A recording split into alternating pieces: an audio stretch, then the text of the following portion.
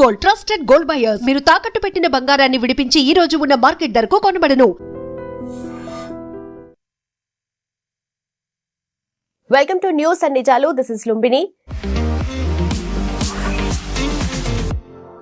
US and Iran war crisis ఇంకా కొనసాగుతూనే ఉంది. యుద్ధ వాతావరణం ఉంది. అండ్ దీనికి తోడు ఇప్పుడు Saudi Arabia, Turkey and Pakistan ఈ మూడు నేషన్స్ కూడా కలిపి ఒక ప్యాక్ట్ అంటే ఒక అగ్రిమెంట్ సైన్ చేసుకున్నాయి. అంటే ఏ ఒక్క దేశం మీద, మా ముగ్గురులో ఏ ఒక్క దేశం మీద కూడా అటాక్ జరిగితే మా ముగ్గురు మీద జరిగినట్టుగా మేము పరిగణిస్తాము అని చెప్పేసి. సో ఇలాంటిదే మనకు నేటో అని కూడా ఒకటి ఉందన్నమాట. దాంట్లో 32 నేషన్స్ ఉన్నాయి. యాక్చువల్లీ దీంట్లో ఉన్న టర్కీ కూడా దాంట్లో ఒక మెంబర్ అన్నమాట. సో దీని ఇంప్లికేషన్స్ ఏముంటాయి అండ్ మోస్ట్ ఇంపార్టెంట్ గా ఇప్పుడు వీళ్ళు పేపర్ మీద సైన్ చేసిన ప్యాక్ట్ వల్ల వాళ్ళకి నిజంగానే సెక్యూరిటీ వస్తుందా అండ్ సౌదీ అరేబియా యుఎస్ మీద నమ్మకం కోల్పోయి ఈ ప్యాక్ట్ ని సైన్ చేస్తుందా, వీటి గురించి క్లియర్ గా డిస్కస్ చేద్దాం. ఈ రోజు మనతో జాయిన్ అవబోతున్నారు senior journalist and also geo political analyst Suresh Kochatti sir మనతో పాటు.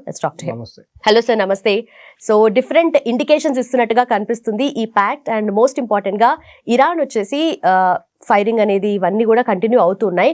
అండ్ అలాగే ఈ మూడు నేషన్స్ ఏవైతే ప్యాక్ సైన్ చేశాయో, సో ఇరాన్ అనేది స్పెసిఫిక్ గా మెన్షన్ చేయకపోయినా నిజంగానే టార్గెట్ చేసింది వీళ్ళు ఇరానేనా అండ్ సౌదీ అరేబియా కూడా యుఎస్ మీద నమ్మకం కోల్పోయి ప్యాక్ సైన్ చేయాల్సి వచ్చింది అనేది మేజర్ గా వినిపిస్తుంది sir. Actually Saudi Arabia and Pakistan కి ఒక పాత ఒప్పందం ఉండే, అది మొన్న రెన్యూ చేశారు. ఆ ఒప్పందంలో కూడా నేటో ఆర్టికల్ 5లో ఒక నేటో ప్యాక్ట్ లో ఒకటి ఉంది, an attack on one NATO nation is attack on everybody. Right. కానీ భారతదేశం పాకిస్తాన్ మీద దాడి చేసినప్పుడు సౌదీ అరేబియా రాలేదు వాళ్ళ రెస్క్యూ. టర్కీ వచ్చింది. అఫ్ కోర్స్ ఇండైరెక్ట్ గా వాళ్ళు డ్రోన్స్ పంపించారు, వాళ్ళ పర్సనల్లీ పంపించారు, కానీ అప్పుడు టర్కీకి పాకిస్తాన్కి ఏ ఒప్పందం లేదు. సో ఇది ఒక సౌదీ అరేబియా చేస్తున్న అగ్రిమెంట్. ఇది పాకిస్తాన్కి దీంట్లో ఇంట్రెస్ట్ ఎక్కువ ఏం లేదు, డబ్బులు వస్తుంది అంతే. మూడవది టర్కీ, వాళ్ళొక major military power, NATO military power. In fact second largest నేటోలో మిలిటరీ పవర్ యుఎస్ తర్వాత ఈజ్ టర్కీ. 4 లక్షల మంది సైనికులు ఉన్నారు. Huge military infrastructure, manufacturing infrastructure and drone manufacturing. So Turkey interest ఉంది. పాకిస్తాన్ ఏమో డబ్బులు లేవు, కానీ వాళ్ళు ఏదైనా అమ్మడానికి రెడీగా ఉన్నారు. న్యూక్లియర్ అయితే అమ్మలేరు, ఎందుకంటే న్యూక్లియర్ కీ యుఎస్ దగ్గర ఉంది. వాళ్ళు ఇవ్వరు పాకిస్తాన్కి, వాళ్ళు లాక్ చేసి పెట్టేసి వాళ్ళ దగ్గర పెట్టుకున్నారు. ఈ ఒప్పందం ఎందుకు చేశారు? మనం ఇవాళ పొద్దున కొన్ని రిపోర్ట్స్ చూసాం. ఇరాన్ వార్నింగ్ ఇస్తున్నారు సౌదీ అరేబియాకి, మీకు ఎవరైనా, మీరు ఎవరితోనైనా సంతకం పెట్టుకోండి, మిమ్మల్ని ఎవరు కాపాడడానికి రారు, మీరు అమెరికా దగ్గర నుంచి నేర్చుకున్నారు. ఈ అన్ని గల్ఫ్ స్టేట్స్లో అమెరికన్ బేసెస్ ఉన్నాయి, ఎయిర్ ఫోర్స్ బేస్ ఉన్నాయి, అండ్ బహ్రెయిన్లో వాళ్ళ నేవల్ బేస్ ఉంది. కానీ ఏ దేశం మీద దాడి చేసినా కానీ అమెరికా మళ్ళీ అక్కడి నుంచి ఇరాన్ మీద దాడి చేయలేదు. So they didn't protect.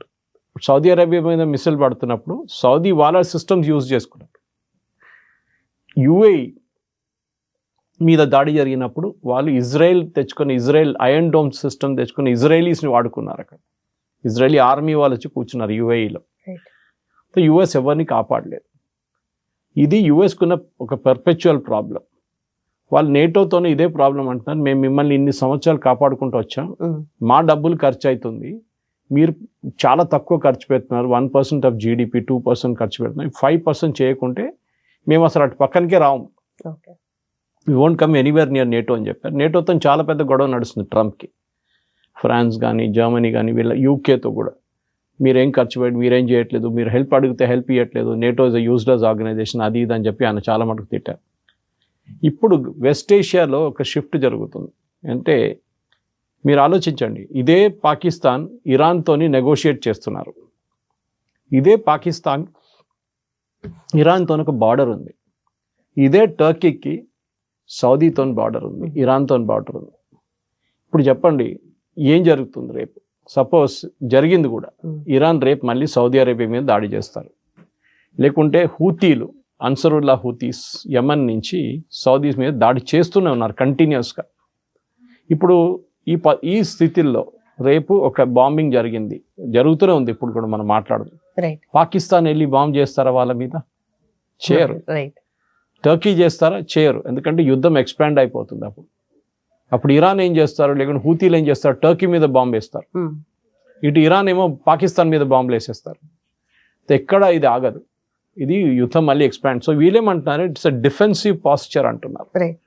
Defensive posture అంటే బేసిక్లీ మీరు చూసిన డిఫెన్స్గా వీళ్ళు మా మీద ఎవరైనా యుద్ధం చేస్తే, మా మీద ఎవరైనా బాంబు కొడితే we will defend hour cells.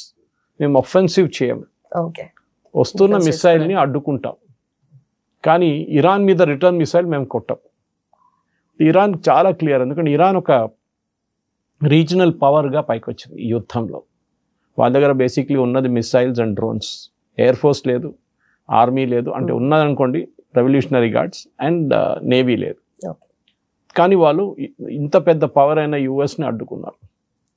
ఇవాళ కూడా ఒక యుఎస్ సీనియర్ మిలిటరీ అడ్వైజర్ ట్రంప్కి చెప్పారంట, మీకు ఆఫ్ ర్యాంప్ చేయాలంటే, అంటే యుద్ధం నుంచి బయటికి రావాలంటే ఈ ఎయిర్ పవర్తో నడవదు, you have to bring in ground forces or simply walk away.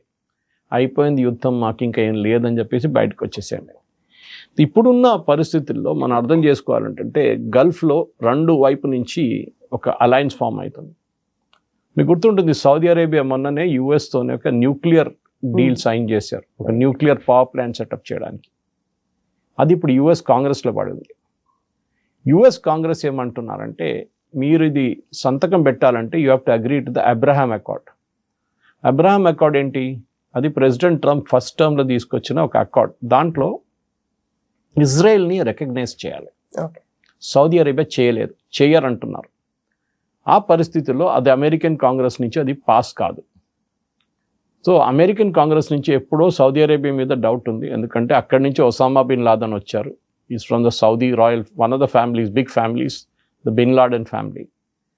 So Saudi Arabia మీద ఎప్పుడో ఉంది. సౌదీ అరేబియాకి చుట్టుపక్కల అన్ని దేశాల మీద డౌట్ ఉంది, ఏ రోజు మా మీద దాడి చేస్తారని. జరుగుతుంది ఇప్పుడు, హూతీలు దాడి చేస్తున్నారు. They are a very very minor power, ఒక టెర్రర్ గ్రూప్ అని చెప్పొచ్చు. సౌదీ అరేబియా వాళ్ళ మీద బాంబ్ చేస్తున్నా కానీ ఏ ఇంపాక్ట్ లేదు. ఇప్పుడు కాదు, ఎన్నో సంవత్సరాల నుంచి ఈ అన్సరుల్లా హూతీలు వచ్చి యమన్ ఆక్యుపై చేసుకున్నప్పటి నుంచి సౌదీ అరేబియా అక్కడున్న ఒఫీషియల్ గవర్నమెంట్ని సపోర్ట్ చేస్తున్నారు, వాళ్ళకు ఆయుధాలు ఇస్తున్నారు, వాళ్ళ కోసం బాంబింగ్ చేస్తున్నారు. కానీ ఇవాళ దాకా ఈ చిన్న హూతీ గ్రూప్ని అక్కడి నుంచి జరపలేకపోయారు. ఇప్పుడు వాళ్ళు రెడ్ సీలో ఉన్న సౌదీ ట్యాంకర్స్ మీద కొడుతున్నారు. సో పాకిస్తాన్ లేకుంటే టర్కీ ఇప్పుడు దిగుతారా? దిగరు. Because this agreement is only నామ్కే వాస్తా అంటే హిందీలో పేరు కోసం పెట్టుకున్నారు. సౌదీ ఏమంటున్నారు, మాకు టర్కీ ఉన్నారు, పాకిస్తాన్ ఉన్నారు, చూడండి చూపించుకోవడానికి. ఇప్పుడు కొత్తది ఏంటంటే కువైట్తో కూడా సైన్ చేస్తుంది. What different does it make? Kuwait దగ్గర ఏముంది ఆర్మీ? నథింగ్. సో ఈ ఒక ఒప్పందం అనేది ఒక షో ఆఫ్ ఇది. కానీ అటువైపు చాలా క్లియర్గా ఇజ్రాయెల్ ఒక వార్నింగ్ ఇచ్చారు. ఒక 2 నెలల ముందు Benjamin Netanyahu, prime minister of Israel, ఒక వార్నింగ్ ఇచ్చారు, Turkey is the next Iran అని చెప్పి. ఓకే, టర్కీ మీద ఇరాన్ కానివ్వండి, ఇదంతా ఫినిష్ అయిన తర్వాత నెక్స్ట్ టర్కీ మీద మేము వేస్తాం. కానీ Turkey is the NATO member. ఇప్పుడు ఇటు సౌదీతో ప్యాక్ట్ ఉంది, అటు నేటోతో ప్యాక్ట్ ఉంది అన్నమాట. ఇది ఒక డైకాటమీ. ఇది ఒక సిచ్యువేషన్ ఎట్లా అయిపోయిందంటే అటువైపు ఫ్రెండ్స్, ఇటువైపు ఫ్రెండ్స్. సో ఒక ఫేమస్ బ్రిటిష్ పొలిటీషియన్ ఒకరు చెప్పారు, there are no permanent friends and enemies అని చెప్పారు, there are only permanent interest. Okay, ఇప్పుడు నేను అడిగిన ప్రశ్న స్టార్టింగ్లో అదే, నేను చెప్పిన మాట కూడా అదే. పాకిస్తాన్ మీద మనం దాడి చేస్తే ఎందుకు సౌదీ అరేబియా వచ్చి వాళ్ళని కాపాడలేదు? రారు వాళ్ళు. వాళ్ళు అప్పుడు ఇంకేదో స్టోరీ చెప్తారు, మాకు దాంతో సంబంధం లేదు, మేము ఎందుకు పడాలి దాంట్లో వచ్చి. ఇది డెఫినెట్గా ఇట్లాంటి స్టేట్మెంట్ బయటకు వస్తుంది. ఓకే, ఇప్పుడు అంటే నిజంగానే మిలిటరీ టర్మ్స్ లో వీళ్ళు ఒకవేళ పాకిస్తాన్ మీద దాడి జరిగినా, ఇదర్ సౌదీ అరేబియా మీద దాడి జరిగినా కూడా ఏ ముగ్గురు కలిసి రాలేరు అంటారు? కరెక్ట్, ఇంటర్వ్యూన్ చేయలేరు, చేయలేరు. రైట్. ఇది బేసిక్లీ ఇరాన్ని అడ్డుకోవడానికి చేస్తున్న పని. ఇరాన్ రేపు సౌదీ అరేబియా మీద ఇప్పుడు కాకుండా పెద్ద అసాల్ట్ జరిగితే ఎవరు కాపాడుతారు? యుఎస్ రారు. ఇప్పుడు కూడా చూసాం, అరామ్కో మీద మొన్న కూడా అటాక్ జరిగింది, హూతీలది. ఎవరు కాపాడుకున్నారా వాళ్ళని? యుఎస్ బేసెస్ ఎందుకు పెట్టుకున్నారు గల్ఫ్లో? జీసీసీ కంట్రీస్లో యుఎస్ బేసెస్ వాళ్ళ ప్రొటెక్షన్ కోసం పెట్టారు. అంటే అమెరికా ఏం చెప్పారు, మాకు ల్యాండ్ ఇవ్వండి, మాకు డబ్బులు ఇవ్వండి, మేము ఒక పెద్ద బేస్ మీ దగ్గర పెట్టేస్తాం, ఒక 10-15 ఎయిర్క్రాఫ్ట్లు, లేకుంటే 30 ఎయిర్క్రాఫ్ట్లు, ఒక 5,000 మంది సర్వీస్ పర్సనల్ అందరు ఉంటారు. ఒక అమెరికన్ సిటీ లాగా ఉంటుంది. ఖతర్లో అలూద్ బేస్ ఉంది, it's the biggest base out side US. 8,000 మంది service men and service women ఉన్నారు, హండ్రెడ్స్ ఆఫ్ ఎయిర్క్రాఫ్ట్. కానీ ఇవాళ దాకా ఆ బేస్ నుంచి సౌదీ అరేబియాని ప్రొటెక్ట్ చేయడానికి ట్రై చేయలేదు యూఎస్. ఇరాన్ మీద దాడి చేస్తున్నారు అక్కడి నుంచి. దానికోసం ఇరాన్ ఆ బేస్లను కొడుతున్నారు. మీరు చూసుంటారు, సౌదీ అరేబియాలో ఉన్న బేస్ కానీ యూఏఈలో ఉన్న బేస్, ఎక్కడెక్కడ ఈవెన్ జార్డన్ ఉన్న బేస్ కొట్టారు వాళ్ళు. 3 చనిపోయారు దాంట్లో అమెరికన్ సర్వీస్ బేస్. ఇరాన్ భయపడి తీసుకొచ్చిన అగ్రిమెంట్ ఇది. ఓకే. అదే టైంలో it's no confidence in US. మీరు మమ్మల్ని కాపాడుకోలేకపోయారు, టర్కీ కాపాడుతారు, పాకిస్తాన్ కాపాడుతారు. కానీ హైపోథెటికల్ సిచ్యువేషన్ మీకు అదే అడిగాను. రేపు ఇరాన్ ఆల్రెడీ చేస్తున్నారు, సౌదీ మీద బాంబింగ్ నడుస్తుంది. రేపు పాకిస్తాన్ ఇరాన్ మీద బాంబింగ్ చేస్తారు, చేయరు. అంటే ఇరాన్ నేబర్, ఇరాన్ మళ్ళీ అటువైపు మిసైల్ కొట్టడం మొదలు పెడతారు. ఇస్లామాబాద్ మీద, కరాచీ మీద, రావల్పిండి మీద, వాళ్ళు అక్కడ బాంబింగ్ స్టార్ట్ చేస్తారు. ఇక్కడ కొడుతున్నట్లనే ఒక గల్ఫ్ నేషన్గా ట్రీట్ చేసుకుంటారు. బేసికలీ అదొక Islamic NATO. They trying to build like in Islamic NATO. అది ఎగ్జాజరేషన్ అయిపోతేమో కదా సార్. అంటే we have like more than almost 57 countries ఉన్నాయి కదా సార్ ఇస్లామిక్ వరల్డ్ అంటే. అందరూ ఒకరితో ఒకరు మాట్లాడరు. ఇదే సౌదీ అరేబియా టర్కీ ఒక పెద్ద గొడవ జరిగింది. వాళ్ళ ఎంబసీలో ఒక సౌదీ డిసిడెంట్ని సౌదీ సీక్రెట్ ఏజెంట్స్ చంపేశారు ఇస్తాన్బుల్లో. అది పెద్ద ఒక అక్విజేషన్ అయింది. దాని తర్వాత అప్పుడు టర్కీ అన్నారు, మా ల్యాండ్లో వచ్చి మీరు మీ ఒక డిసిడెంట్ పొలిటీషియన్ / జర్నలిస్ట్ / యాక్టివిస్ట్ని చంపారు. అప్పుడు we will not have any more relations with you అని చెప్పి అప్పుడు టర్కీ ధమ్కి ఇచ్చారు సౌదీ అరేబియా. సో వీళ్ళ నడిమిట్లో ఏ సంతకం పెట్టినా, ఏ ఒప్పందం చేసినా దానికి ఏ విలువ లేదు, ఆ పేపర్ కూడా విలువ ఉండదు. ఇది ఓన్లీ పబ్లిక్ పాస్చరింగ్. ఎందుకంటే ఇది సంతకం పెట్టి within 5 to 6 hours Iran warning ఇచ్చారు, నేను చూపిస్తాం సౌదీ మీద దాడి జరిగితే సౌదీ అరేబియా పాకిస్తాన్ లేకుండా టర్కీని యూజ్ చేస్తారా, మేము ట్రై చేస్తున్నాం, వాళ్ళు ట్రై చేయనియండి. టర్కీ ప్రాబ్లం ఏంటంటే ఎర్దోగాన్ వచ్చిన తర్వాత ఆయనకి ప్రెసిడెంట్ ట్రంప్తో మంచి రిలేషన్షిప్ ఉంది. At the same time Turkey చాలా మటుకు డ్రోన్స్ని రష్యాకి సప్లై చేస్తున్నారు. ఇండైరెక్ట్లీ పాకిస్తాన్కి ఇస్తారు, పాకిస్తాన్ అక్కడి నుంచి అమ్ముకుంటారు. కొన్ని యుక్రెయిన్కి అమ్ముతున్నారు. సో ఎవరు డబ్బులు ఇస్తారో వాళ్ళకి అమ్మేసుకుంటున్నారు. యుఎస్కి భయం ఏంటంటే ఈ పాకిస్తాన్ దగ్గర ఉన్న న్యూక్లియర్ టెక్నాలజీ రేపు వాళ్ళు సౌదీ అరేబియాకి అమ్ముతారో లేదో అని భయం ఉంది వాళ్ళకి. పాకిస్తాన్ ఇస్ బ్యాంక్రప్ట్, డబ్బులు లేవు వాళ్ళ దగ్గర. 2 వారాలకు కావాల్సిన క్రూడ్ ఆయిల్ కొనడానికి డబ్బులు కూడా లేవు. ఆ పరిస్థితులు వీళ్ళేమనుకున్నారు, ఈ నెగోసియేషన్స్ చేస్తే ఖత్తర్ కానీ సౌదీ అరేబియా కానీ సింపతి తీసుకొని వాళ్ళకి కొంచెం డిస్కౌంట్లో లేకుంటే ఫ్రీగా ఆయిల్ ఇస్తారనుకున్నారు. వాళ్ళు బిజినెస్ వాళ్ళు, సౌదీ అరేబియా కానీ ఖత్తర్ కానీ కువైత్ కానీ బహ్రెయిన్ కానీ ఒమాన్ ఎవరైనా కానివ్వండి, they will not agree to it. Okay. So ఈ పరిస్థితుల్లో సౌదీ అరేబియా ఏమంటున్నారు, మేము ఇస్లామిక్ వరల్డ్ లీడర్, మేము 2 of the holiest sites of Islam, Mecca and Medina మా దగ్గర ఉంది. టర్కీ ఏమంటున్నారు, World War I దగ్గర దాకా మా ఖలీఫేట్ మా దగ్గర ఉండే, we were the caliphate of the Muslim world, మేము లీడర్షిప్ పొజిషన్ అస్యూమ్ చేస్తాం. ఇప్పుడు వీళ్ళ నడిమిట్లోనే మీరు చెప్పినట్లు 59 దేశాల నడిమిట్లోనే ఒక ఆల్మోస్ట్ 40 దేశాలకు వీళ్ళతో ఎవరితో సంబంధం ఉండదు, వాళ్ళు పని చూసుకుంటున్నారు. మొహమ్మద్ బిన్ సల్మాన్ ప్రాబ్లం ఏంటంటే సౌదీ అరేబియాలో ఆయన సౌదీ అరేబియాని ఒక యూరోప్ లాగా కన్వర్ట్ చేయడానికి ట్రై చేస్తున్నారు.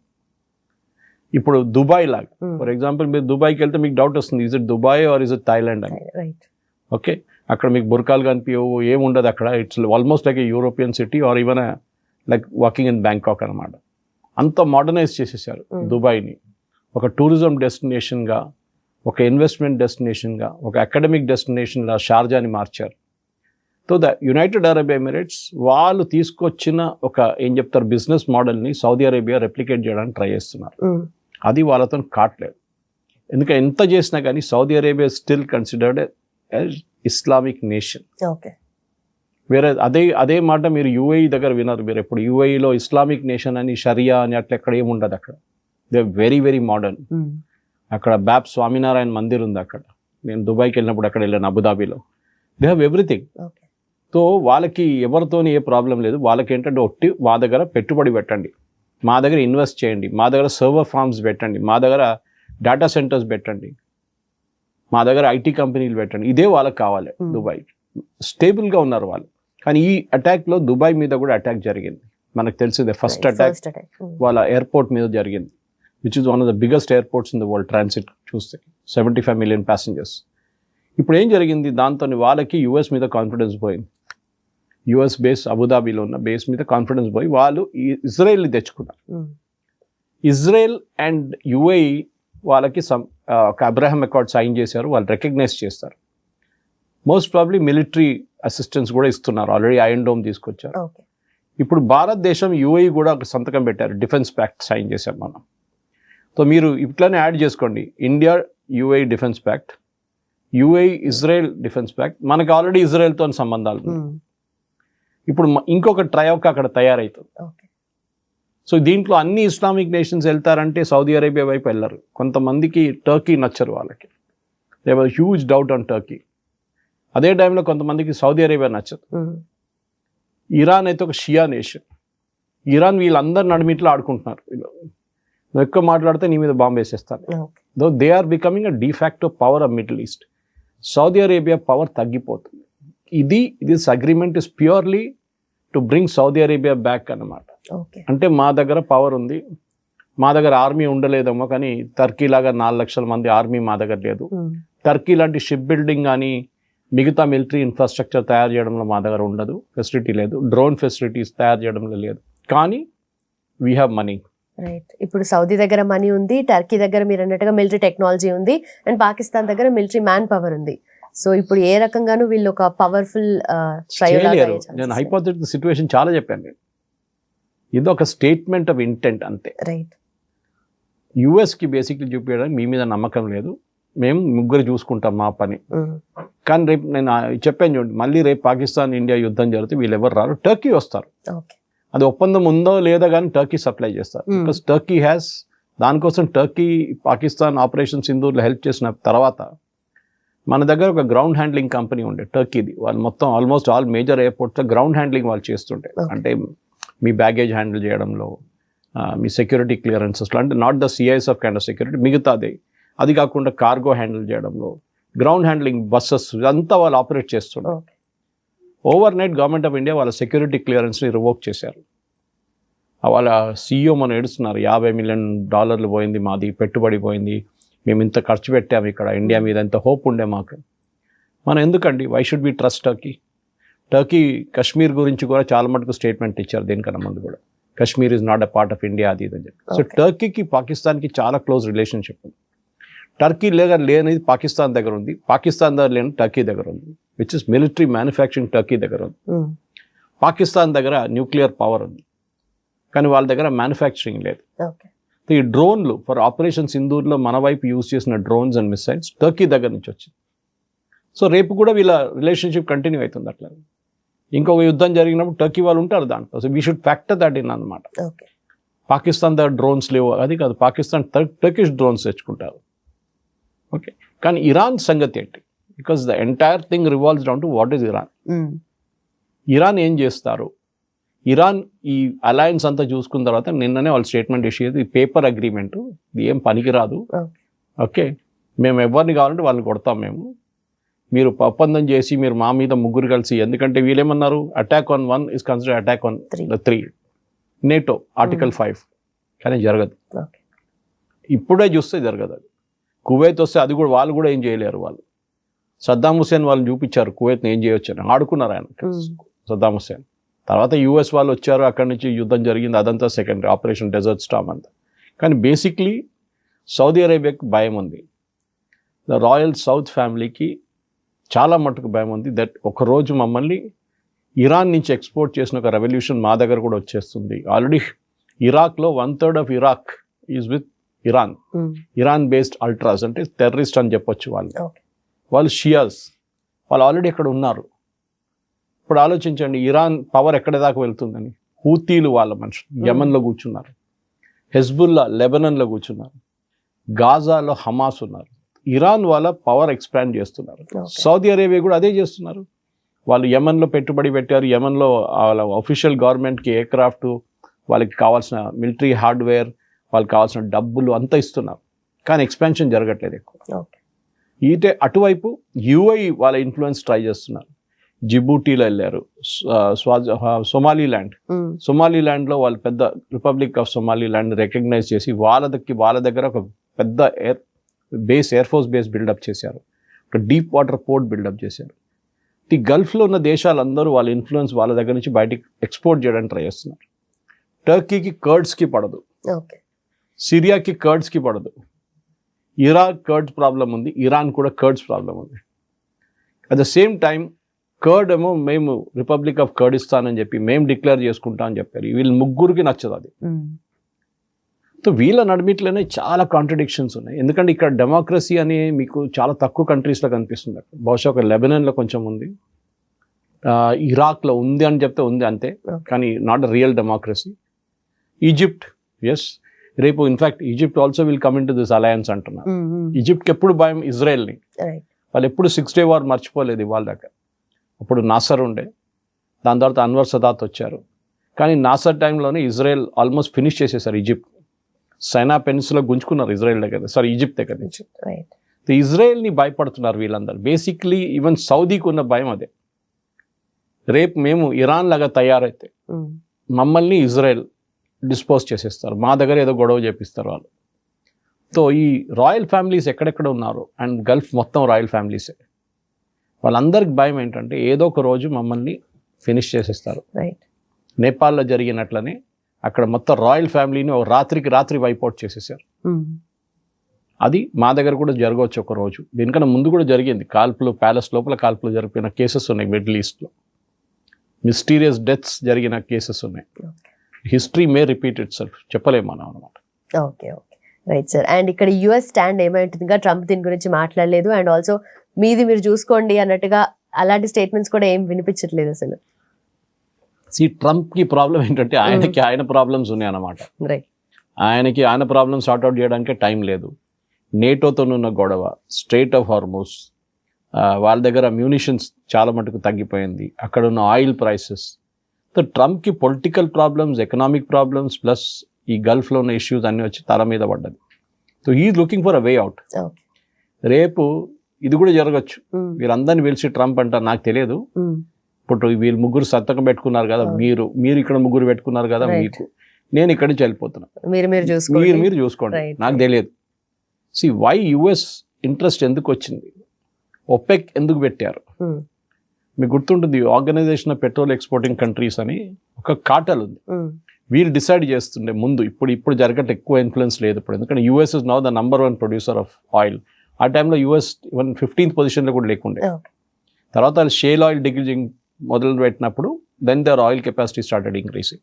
ఇప్పుడు వాళ్ళు #1. ఇన్ఫాక్ట్ ఎస్టర్డే ఒక ఆర్టికల్ వచ్చింది, మనం గల్ఫ్ నుంచి కొనే గ్యాస్, అది లిక్విఫైడ్ పెట్రోలియం గ్యాస్ ఉండొచ్చు, లిక్విడ్ న్యాచురల్ గ్యాస్ ఉండొచ్చు, దేవర్ #1 గల్ఫ్, స్పెషల్లీ ఖతార్ లాంటిది.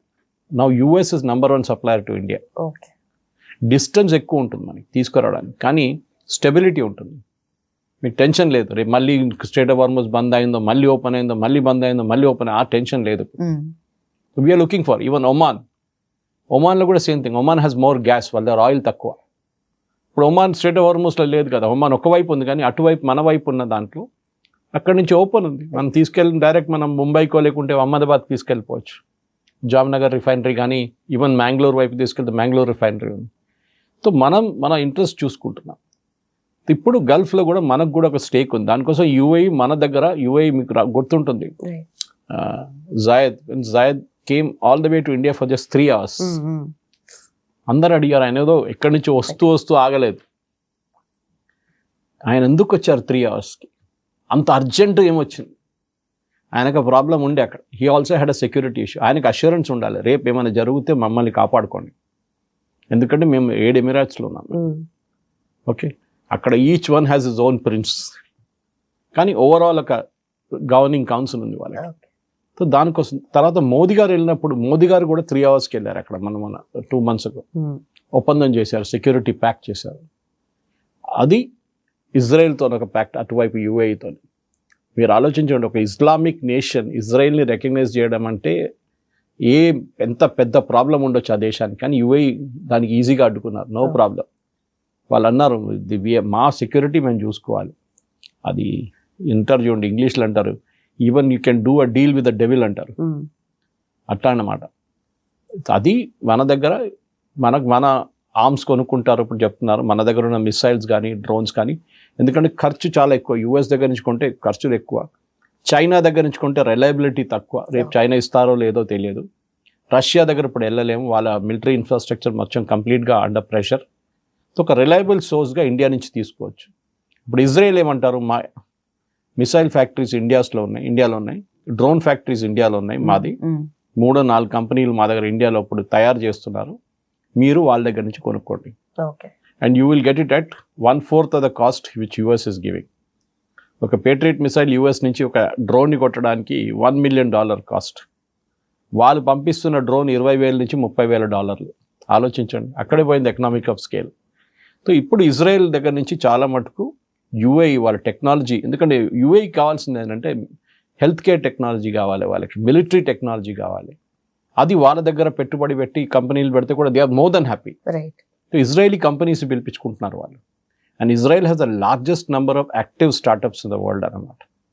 అది స్పెషలీ హెల్త్ కేర్, అగ్రికల్చర్ అక్కడ కూడా యూఏఈ చూస్తున్నారు.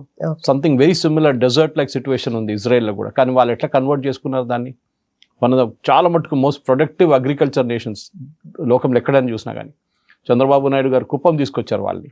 ఆయన యునైటెడ్ ఆంధ్రప్రదేశ్ ఉన్నప్పుడు టైంలో, ఉమ్మడి ఆంధ్రప్రదేశ్ ఉన్నప్పుడు ఆయన కుప్పంలో తీసుకొచ్చారు వాళ్ళు, ఇజ్రాయలీ వాళ్ళని. సో ఇజ్రాయెల్ నుంచి టెక్నాలజీ తెప్పించుకోవాలని చెప్పి యూఏఈ ట్రై చేస్తున్నారు. ఇటువైపు సౌదీ చాలా పెద్ద దేశం సైజ్ వైజ్, కానీ వాళ్ళకి సెక్యూరిటీ లేదు, వాళ్ళు భయపడుతున్నారు. Okay, looking over the shoulder అంటారు, ఇప్పుడు ఏం ఇంకా నుంచి ఎవడొచ్చి పొడుస్తాడో తెలియదు మాకు అని చెప్పేసి అదొక ప్రాబ్లం ఉంది. ప్లస్ హ్యాండ్లింగ్ మెక్కా అండ్ మదీనా, ఎందుకంటే ఈ అగ్రిమెంట్ కూడా మక్కాలో సైన్ చేశారు నిన్న.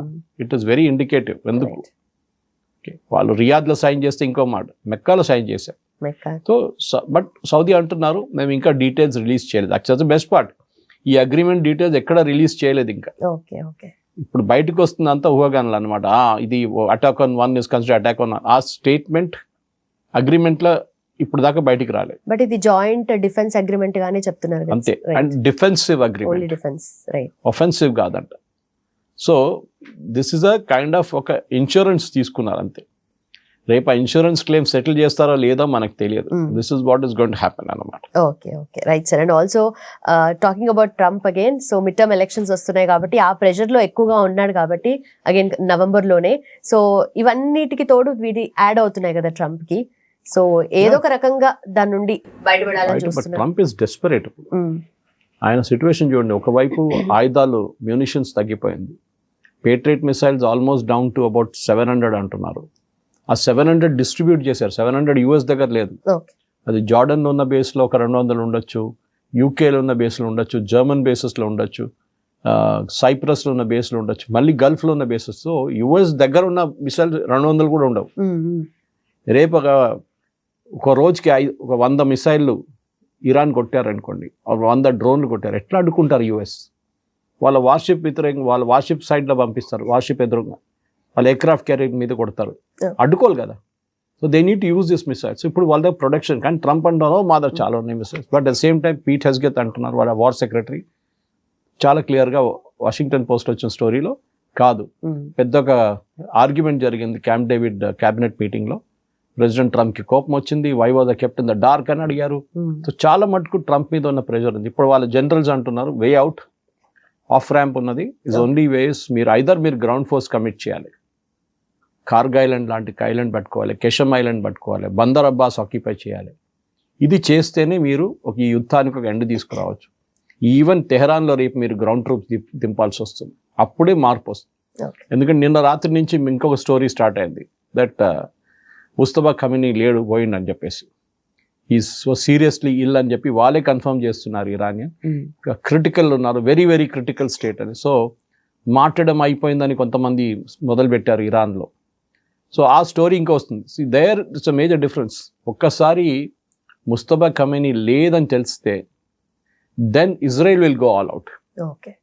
వాళ్ళు ఫినిష్ చేస్తారు, రెజీమ్ అని లేదు మళ్ళీ, ఎందుకంటే వాళ్ళ దగ్గర లీడర్షిప్ లేదు. దాని తర్వాత ఏదో ఒక అయ్యతోలను పట్టుకొచ్చి కూర్చోబెట్టలేం, మీకు ఒక లైనేజ్ కావాలి వస్తుంది అన్నమాట. ఆ లైనేజ్ లేనప్పుడు ఖమేనీ నుంచి అలీ ఖమేనీ నుంచి ముస్తఫా తర్వాత ఎవరు? ఆయన పిల్లలందరినీ చంపేశారు, వాళ్ళు చిన్నపిల్లలు, అంత పెద్దవాళ్ళు కూడా కాదు వాళ్ళు. So next level of leadership unknown ఉంటారు, వాళ్ళు ఎవరో ఉంటారు. అప్పుడు ఆయన తీసుకొచ్చి కూర్చోబెడితే Iran will not be stable.